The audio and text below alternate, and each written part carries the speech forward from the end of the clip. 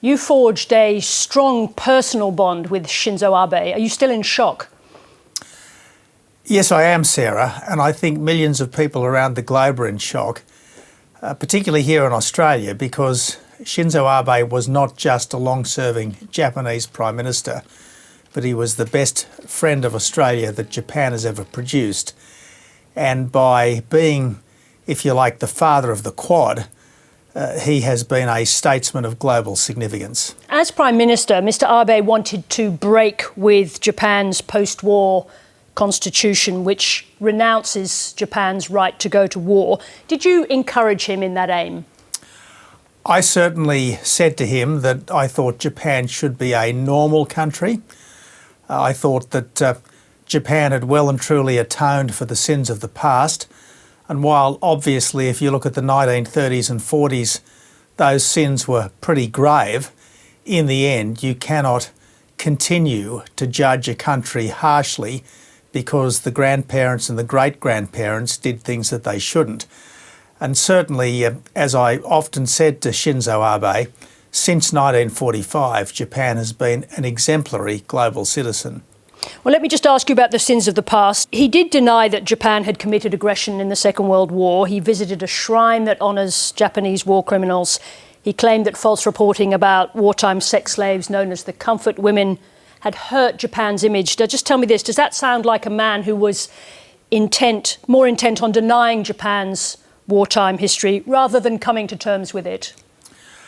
Look, every country has shameful episodes in its past. I suppose all of us would probably prefer to gloss over some of those things. The important thing is that we do learn the lessons, we internalise the lessons, and we don't repeat the mistakes. Did you understand why it drove some virulent commentary about his death, particularly on Chinese social media?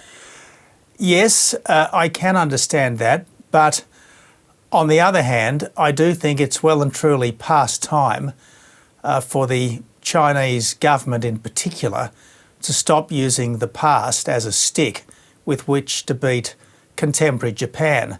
Sure, there are bad things in Japan's past, there are bad things in China's past, there are even bad things in Australia's past, but we don't constantly hold against today's German leader the Holocaust. So let's not hold against today's Japanese leader some of the terrible things that happened in Manchuria and elsewhere. Let's talk about China. You personally have talked about the stupendous and daunting build-up of China's naval power. Did Shinzo Abe share with you this apprehension about the scale of China's military build-up? I think that the Japanese were much more clear-eyed about communist China's long-term intentions than the rest of us. I think for too long the rest of us were looking at China through rose-coloured glasses. But Shinzo Abe was different from just about every other Japanese leader in that he did something about it. First, as Prime Minister in 2007, then in a sustained way after 2012, he brought the Quad into existence, and no one other than a non-Western statesman of Shinzo Abe's stature would have been able to get India out of its tradition of self-sufficiency and detachment and brought it into league with the other democracies. Now, in a speech broadcast in Taiwan last year in December, I think, Shinzo Abe claimed that a Taiwan crisis would be a Japan crisis and a crisis for the Japanese-US alliance. Was he warning China's leader to expect a joint military response?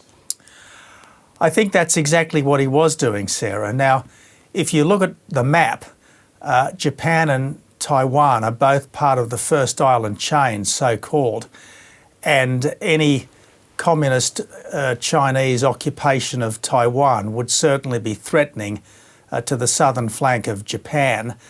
And what he was essentially saying was, Beijing, look, do not underestimate the costs of an attack on Taiwan.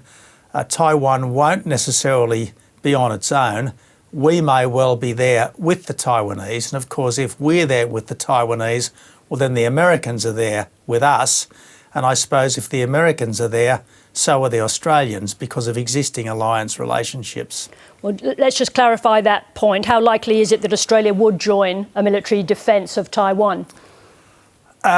Sarah, I think under the ANZUS Treaty, it's almost unimaginable that we wouldn't be with America in any serious conflict in our region. It's not the policy that Penny Wong is espousing at the moment. She criticised Peter Dutton, in fact, for breaking with a tradition of strategic ambiguity, that is, leaving the question unanswered. Are you doing the same thing? Well, Sarah, I'm saying if America was there with Taiwan, it's almost unimaginable that we wouldn't be there too. But I'm not saying that America would be there. I am saying, though, that if Japan were there, it would be very difficult for America not to be. And that's why Shinzo Abe's statement rang around the world. Thank you very much indeed for joining us this evening. Thank you. Thanks, Sarah.